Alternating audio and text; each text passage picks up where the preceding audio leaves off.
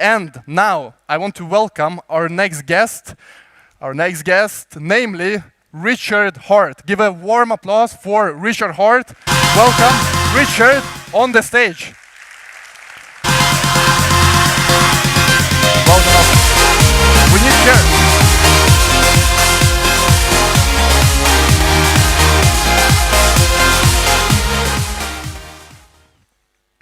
We can stand if you want.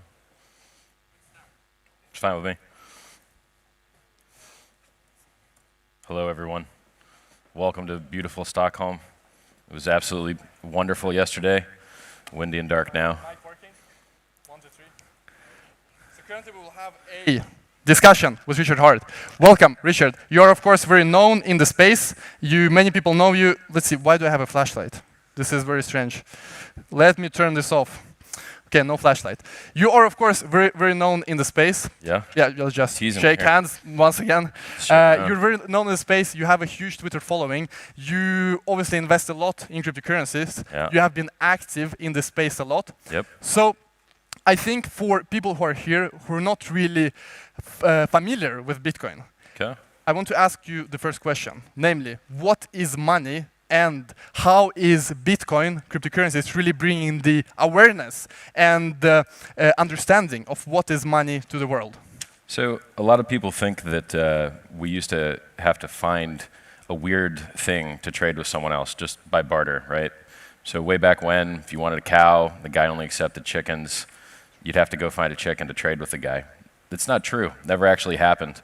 It turns out that the first form of money was reciprocity, which means that when you do a thing, you expect someone to act in kind back to you.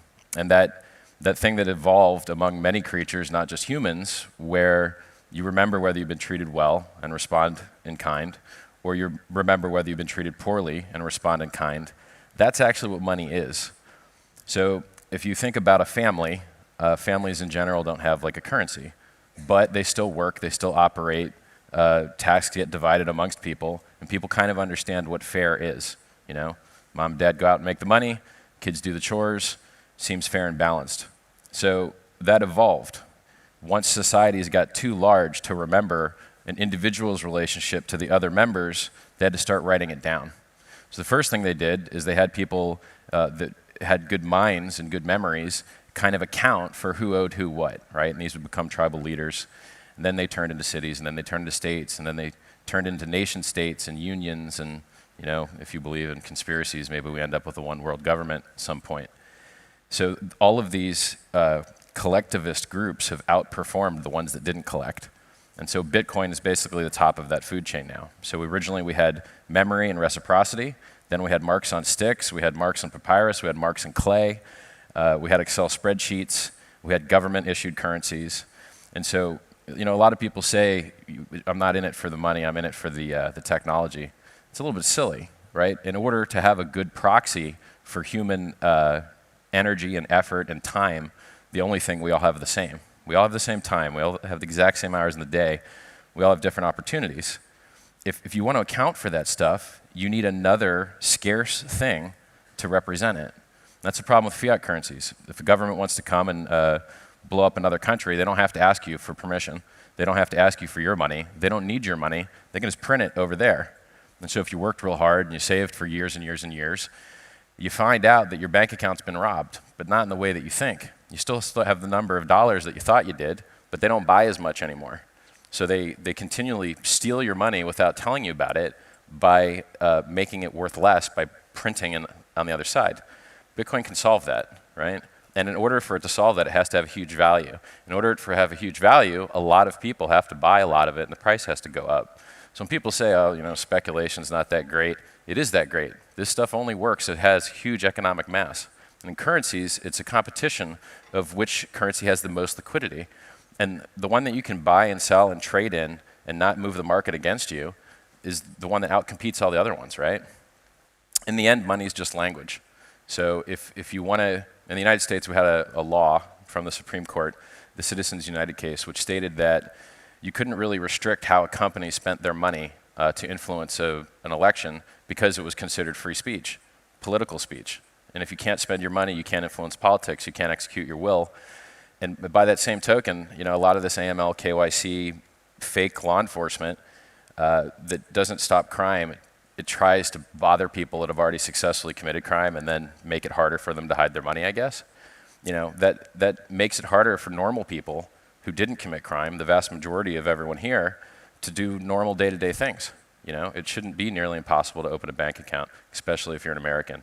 And it shouldn't be nearly impossible to, you know, you get on the airplane, they don't accept cash. They just accept cards. Half the people in this country don't accept American Express for whatever reason.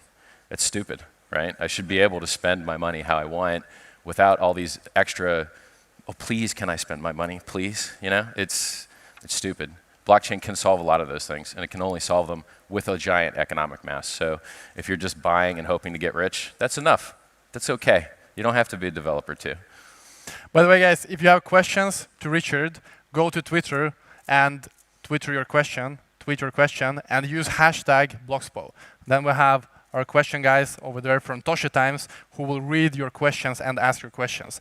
So the topic of money is key here, that now people are really starting to ask questions. And for me, the topic of money has been central since I was a young kid. Because my grandmother, for example, she had a bunch of euros under her pillow and a bunch of dollars. And we lived in Belarus, so I asked her and my parents, why do you have dollars? Why not use Belarusian ruble? You can buy things, you can use it. But then you get, my parents explained to me that it doesn't really mean a lot, and therefore we need to use other currencies just in case something happens. And what do you think is the difference between different countries? For example, you from the US, do you have issue explaining Bitcoin to people? Because I think the Swedish audience is also such that many people are just asking, why do you need cryptocurrencies? Money is already digital. I have my bank account, I can transfer. So if we can really dive deep into it, what is the real value add for people in the Western world, in US and developed countries? Sure, that's an easy one. If you have money in a bank account, what you have is an IOU. And sometimes you don't get your money back. So in the United States, there's the FDIC insurance, which covers you, I think, up to $200,000 per account. So I guess you can shard your money across multiple accounts to try and get insurance on each one. But if you've got a fair amount of money, you know, a bank can go out of business and you're not getting paid. You know, if you look in Cyprus, those banks went out of business and they just took a haircut. They just took everyone's balances and, you know, divided it by 10, and I think they gave them about 10% of what their balance used to be.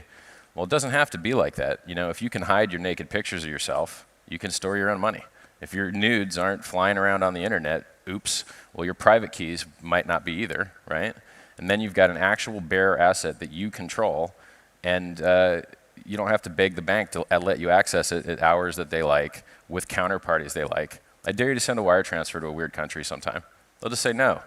You know, if you want to send someone a Western Union, I know somebody that just sent a Western Union from Texas, and they were interrogated about how well they knew the person and to make sure it wasn't a scam and when's the last time you talked to them.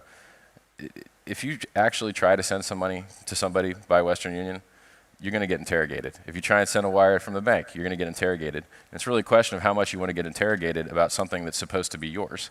And so that IOU, that fantasy that some number in an account is really yours, it doesn't need to be that way. You know, you can really have your money like your naked pictures. Send them to who you want, when you want, and no one else, you know?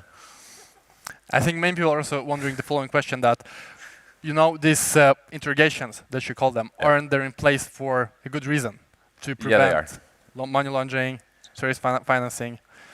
Yeah, so you don't have to put your whole stack in one thing. You can have a little bit of everything. You can have some money on the debit card, some money on the credit card, some money in you know, a crypto that is programmable like Ethereum, or a crypto that's less changeable but therefore more secure like Bitcoin. You can have a little bit of all these things. You know, it would be I think it would be unwise to not have a good portion of your funds in crypto. There are a lot of billionaires who've done very well, have figured out that this has legs to it. I mean, if you think, what's the market for currency? Multiple trillions? And what, you know, how many technologies out there can really change the relationship of man to government and man to other men by, you know, making freedom of speech and commerce easier? There's not that many things you could buy into. I mean, it's mostly Rate My Sandwich app and a bunch of social crap, people running around pretending that what they're doing is useful, but it's really not. So this project, you could get a 10x, 100x on a lot of different tokens that you're not going to get in other things you may be able to invest in. So, another important thing that I need to tell you guys is that this agenda is non-stop. So if you want to go to the bathroom, you want to go to other stages. For example, on stage 2, we will have blockchain 101. So if you really want to learn about blockchain on a deeper level and really want to learn what we're talking about, go to that stage. And so just so you know, we will not tell you now you can go. Choose yourself when you want to go, when you want to come back, and then we will have a lunch break. So Richard, something that I discussed during my talk is that cryptocurrencies are trustless, that you and I don't need to trust each other. We trust blockchain, we trust this system of computers, making sure that, for example, I cannot lie about how many Bitcoin I have. But this is how you explain cryptocurrencies to people who are learning about it. But of course, this question is more nuanced than that. And I know that you have opinions on the trustlessness of cryptocurrencies. Yeah. So what is your opinion on that topic? So because there's no such thing as trustless. There's trust reduced, right?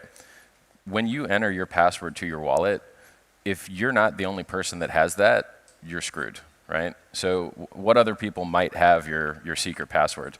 Somebody with a video camera pointed at your computer. Somebody with a cell phone sitting on the desk next to your keyboard, monitoring the accelerometer to see the vibrations, to guess which keys you pressed. Somebody that records the audio and has a good sample of your key presses from other audio. Somebody that has, for instance, a flashlight app that you installed, you may have given it more permissions than you thought. Now perhaps it can read all of your content on your websites. Or you downloaded a fake wallet. You know, you Googled Electrum wallet, and you didn't go to electrum.org. You went to the newly fraudulently registered electrum.com to go download their wallet stealing app, right? If you must actually trust a lot of things to use a cryptocurrency safely. So a hardware wallet removes a lot of that. That's nice. And not installing every exe that you see on the internet is also pretty useful, right? The less things that you install on your computer, the less things that can screw you over, basically. So if you do like play with crypto in $1 million amounts, you really should have a machine that just does that and doesn't do anything else, you know? Or you are playing with fire. So there's trust. You have to trust that you're on the right website. You have to wait for a certain number of confirmations or your transaction might get rolled back. You know, it's trust reduced, it's not trustless, and that's fine. It's still better. Before we get into the next question, I have a question for you guys once again. How many of you know how many cryptocurrencies there are on the market? How many of you think it's over 100? Raise up your hand. How many of you think it's over 500? Over 1,000? Over 1,500? Yeah, it's over that.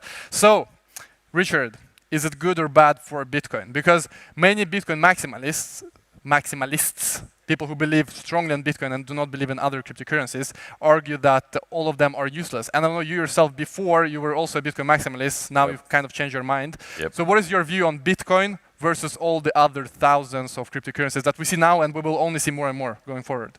So I used to, you know, I mined Bitcoin in early 2011, and I held and held and held and held and held and held, and I'm still holding.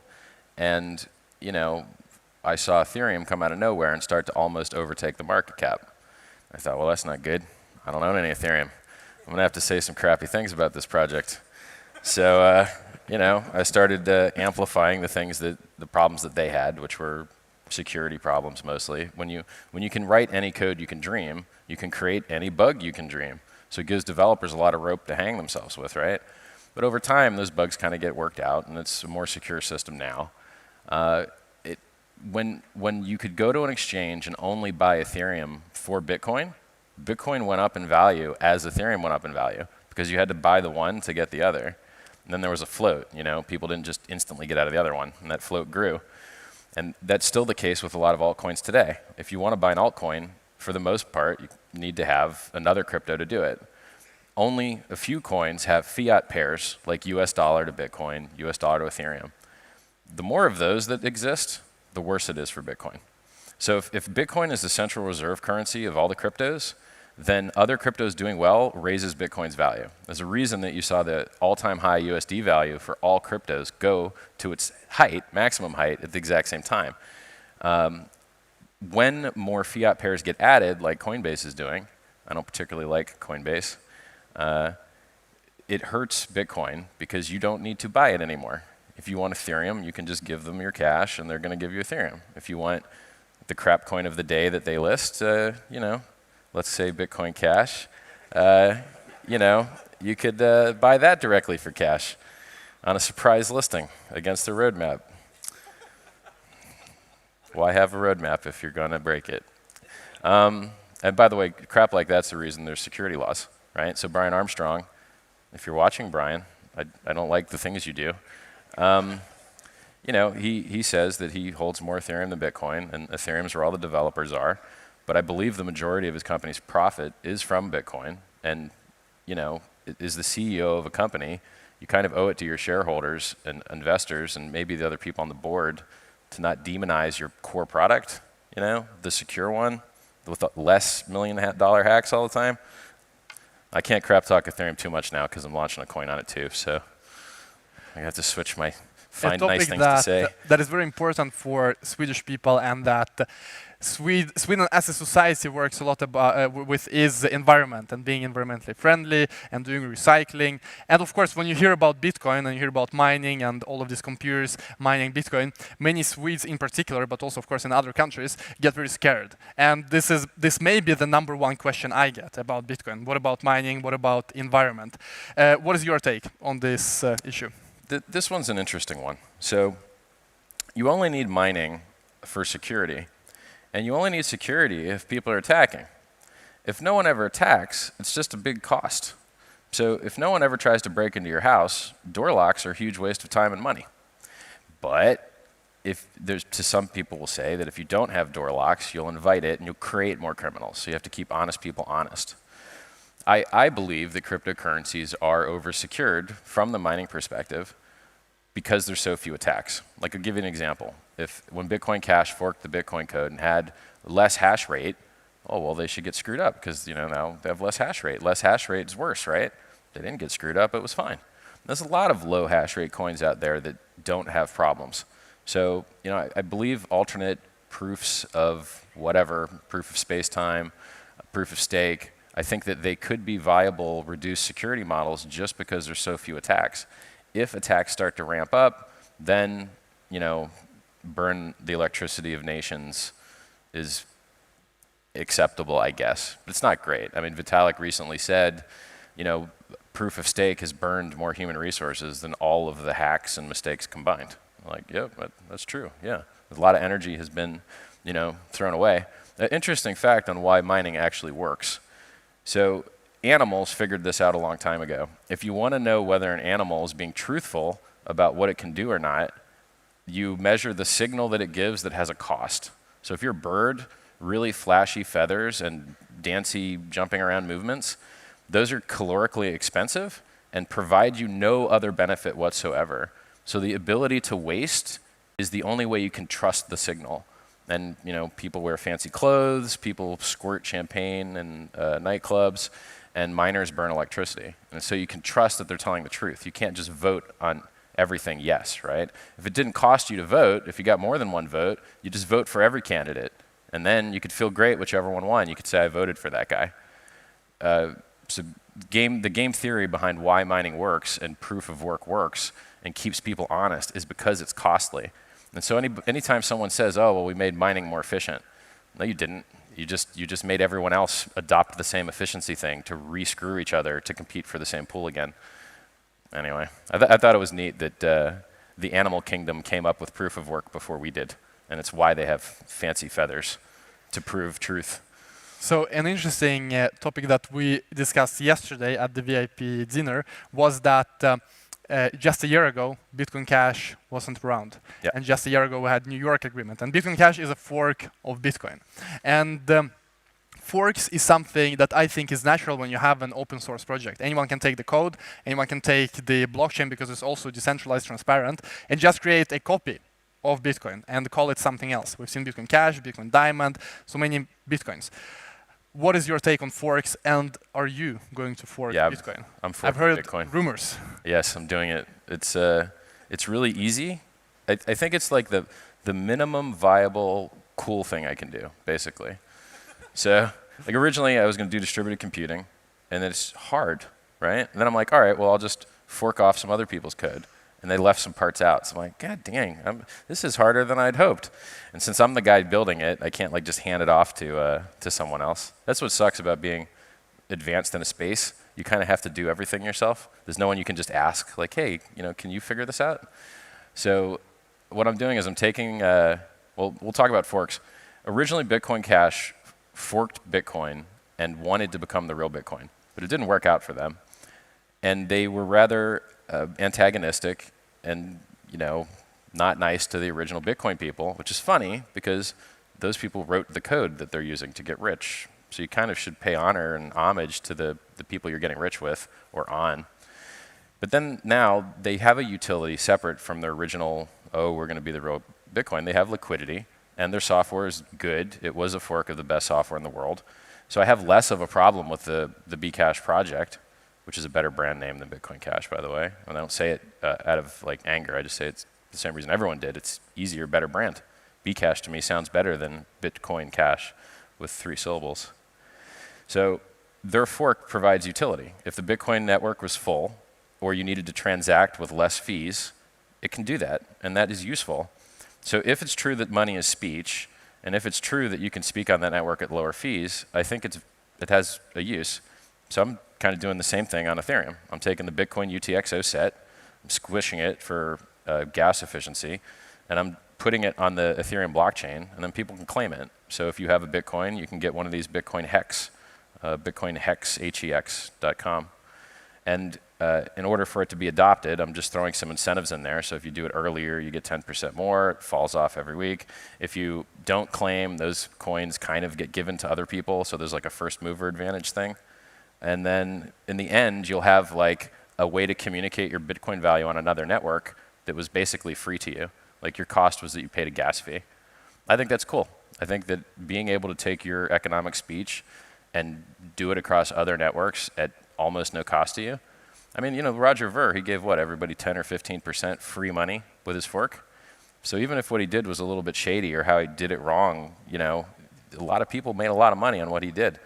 And I would much rather have people fork Bitcoin to make me rich than launch ICOs that I get nothing on. So an ICO comes out, it does a new project. As a Bitcoin holder, I don't get anything. But if someone does a fork and it has cool new stuff in it, okay, I make some money on that. I like that better.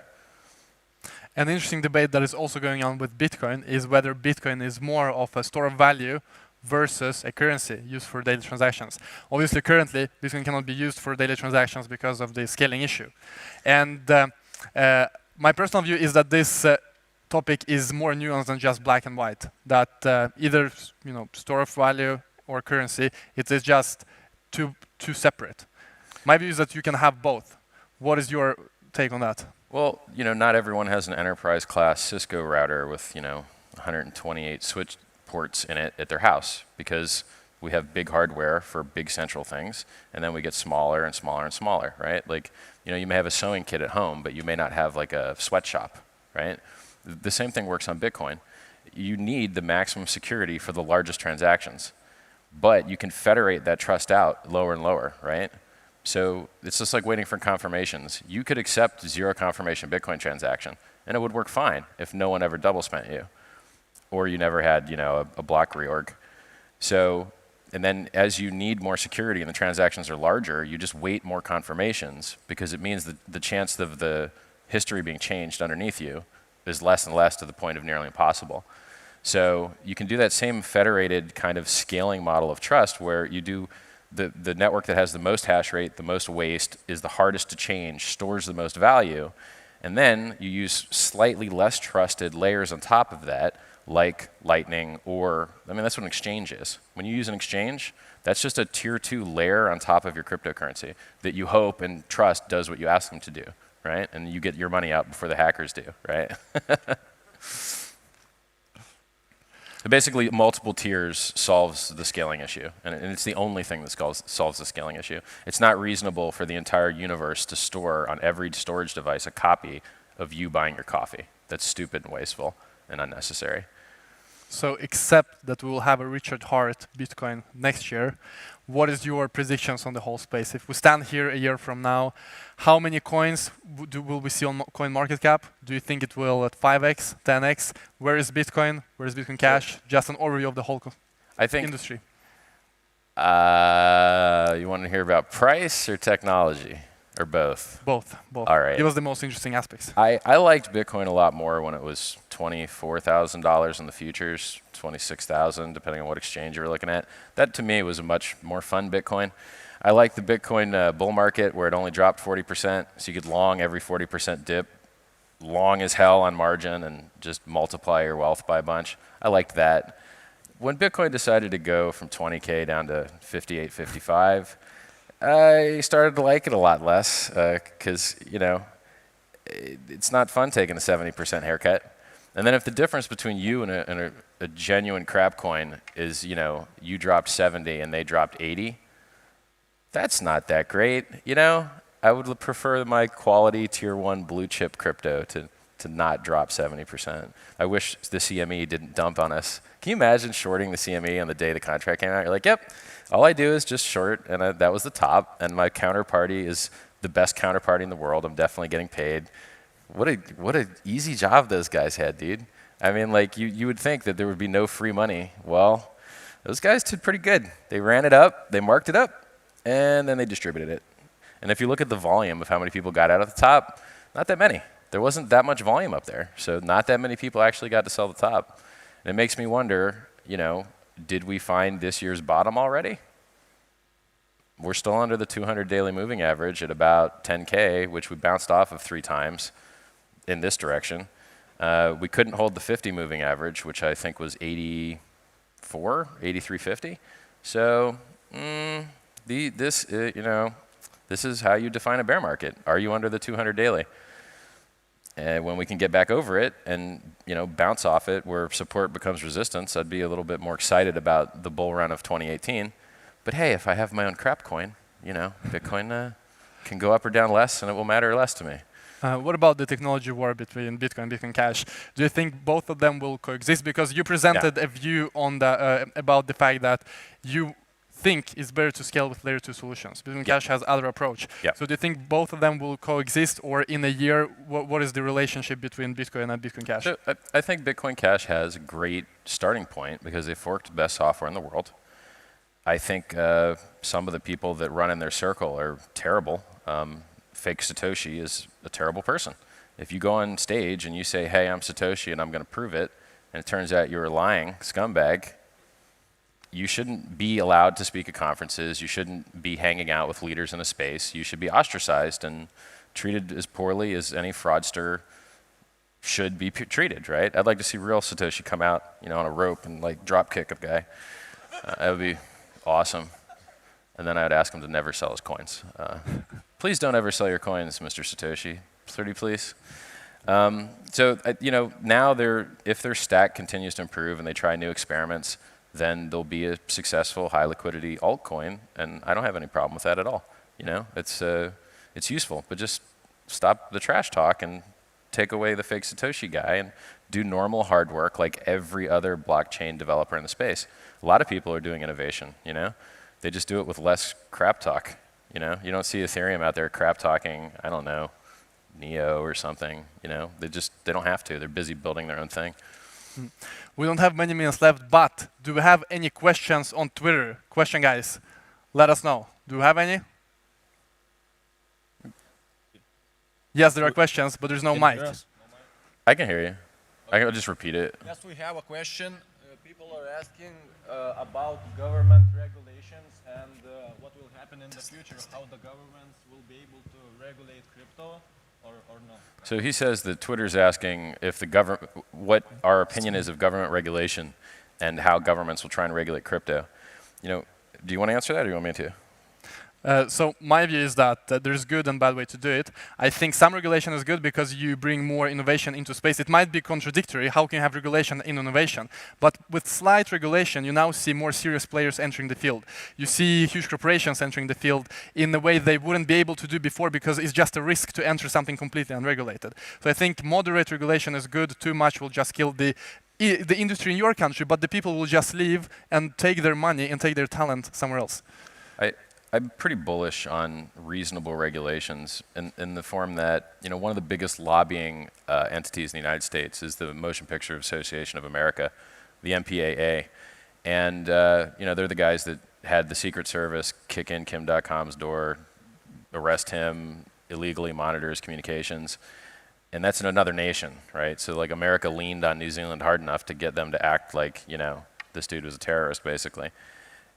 If the MPAA wasn't able to shut down BitTorrent, they're not going to shut down Bitcoin, right? I mean, if you think about how much movies and music and things of value are exchanged over the BitTorrent network every day, billions and billions and billions of dollars, yet the network is about as fast and as good as it's ever been. So if they weren't able to shut down BitTorrent, I don't think they're going to be able to shut down Bitcoin. Now, if we become a multi-trillion-dollar thing, then maybe other nation states would consider it, maybe like if North Korea becomes less friendly again, they could target DDoS certain ports or something.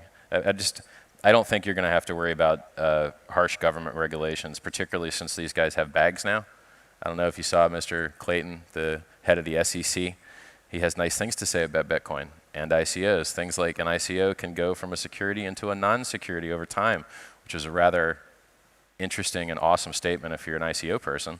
I think a lot of these guys in power own some crypto and prefer the price to go up than down. You don't get on the Chicago Board of Exchange, CME, largest market in the entire world, unless you've got friends in high places. So I think enough of the powers that be own this stuff that you're mostly just going to see favorable regulation. Thank you very much for asking the question. So what about environmental aspects of Bitcoin, given that the mining already consumes more energy than, example, Sweden and the Netherlands? If you want to secure a lot of value, you must endure a lot of waste. And the systems, Bitcoin doesn't exist in a vacuum. We have existing systems that move billions and billions of dollars, and all of the human beings that work in those systems, those giant buildings, the armies of accountants, the armies of people working on very old code, that all has a very high expense. Moving cash has a high expense. Chargebacks have a high expense. And that's what we're really competing with. So if you measure the economic cost and energy cost of the existing system, it is still slightly worse than Bitcoin. So if this existing system were more efficient, then Bitcoin would suck more. It would be less competitive. But since everything sucks so much already, it's okay to waste the energy of a small country. And since we have to fix energy anyway with fusion or solar for other reasons, at some point it'll just be fixed. I mean, if you look at the cost of a solar panel, it's not exactly Moore's law. There's another law that describes how quickly solar panels are becoming more affordable. I think solar may end up fixing the problems of Bitcoin energy costs, or if Vitalik's proof of stake thing works out with Casper and all that nice stuff, that would work too. Thank you so much for answering questions. Thank you, Tosha Times, for raising questions. And I want to thank Richard for explaining this field to us more, answering my questions. And it was my pleasure. Thank you for everyone watching. On the other stage, we have currently how to build the dApp. So if you are technical, you want to learn more about how you can build these smart contracts on the blockchain, go check that out. And next, we will have a pitch competition here on stage. But first, an applause for Richard. Thank you so much, Richard. Get rich, everybody. May you all make mad gains. And also we have Trezor as our sponsor. So each speaker gets a Trezor wallet, hardware wallet. Check that up. Just Google Trezor wallet if you want to store your cryptocurrency. Richard, here's your Trezor. Now we can keep all Bitcoin in a very safe manner. And yes, thank you so much. Thanks, man. Be in touch. See ya.